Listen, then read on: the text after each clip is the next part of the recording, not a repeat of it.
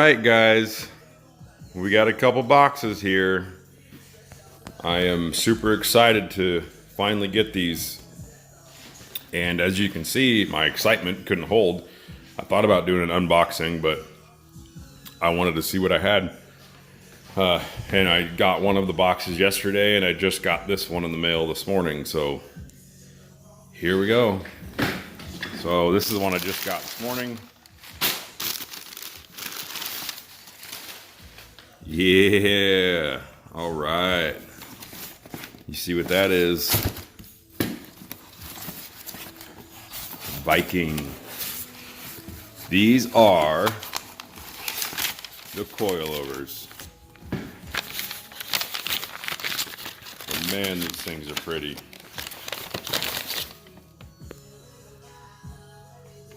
This is the rear coilover.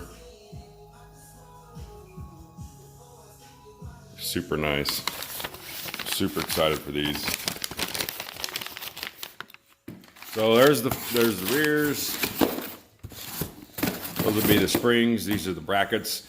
We're gonna jump into those brackets here in a second. So here's the fronts. Yeah, coilover shock here.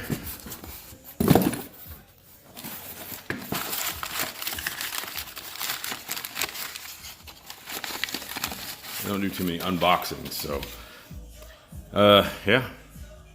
It's a front coilover. Man, these things are nice. Super nice. Super excited for these. So we got all that there. These are the springs. You got spanner wrenches.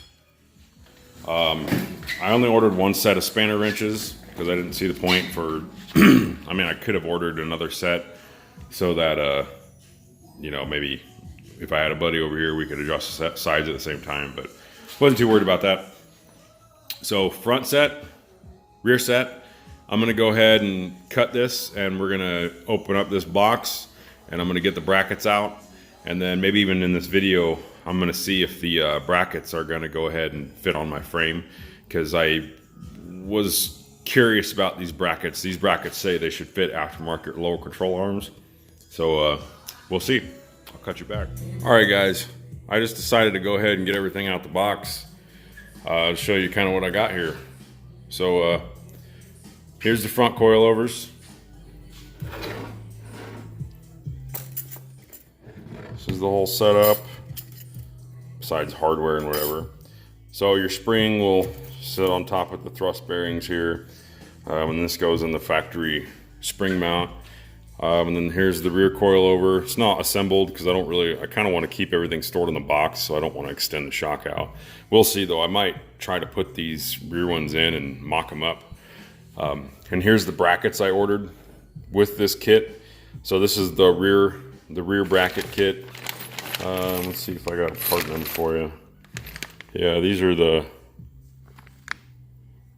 3049. So if I remember right, I believe that this bracket kit says that it will fit aftermarket lower control arm mounts. They don't specify what. I believe when I contacted them, they said the only thing they fit them on is, I believe, the Moser housing.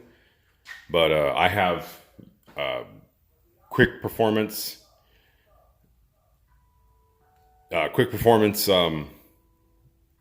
rear end. They did all the work. So I have quick performance lower control arm brackets. So far, I need to pull everything apart and make sure it'll fit. The only problem I see so far right now is maybe the adjustment on the bottom of the mount.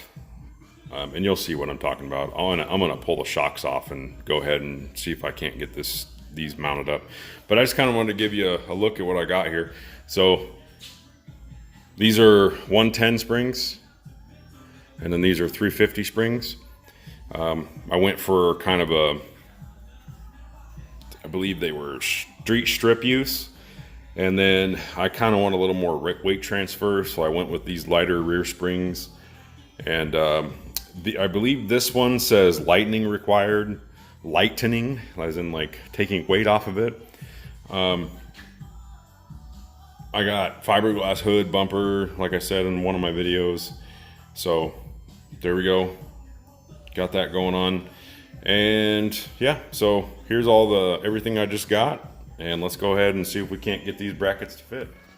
All right, guys. So before I get started here, I got this all tore apart. Ready to take a peek at it. So before I get started, I want to let you know that I did contact QP, and they did say that these lower control arm coilover brackets will not fit their arms. So I was aware of it. I do believe, like I said, that the Spone website for this bracket says they do fit certain aftermarket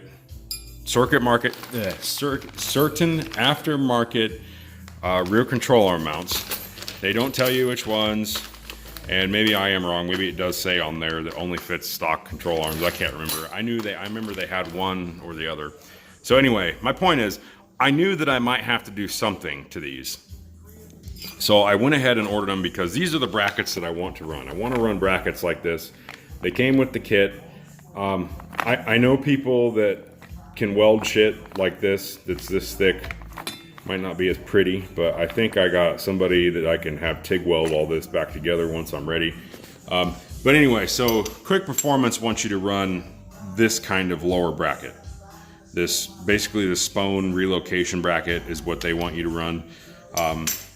They suggested their part, which is probably the same damn thing. Maybe it's a little longer, I don't know. I don't want this because this shock already hits my brake. It already hits. I had to remove the e-brake spring because it hit the shock with how much you had to pull the housing in. So I don't want to run this. I don't like the idea of all that spring pressure on this one little bolt head on this little bracket. I don't like that idea. I want to run a bracket like this where it mounts to the shock mount, and then it also mounts to the control arm. I want to run a mount like this.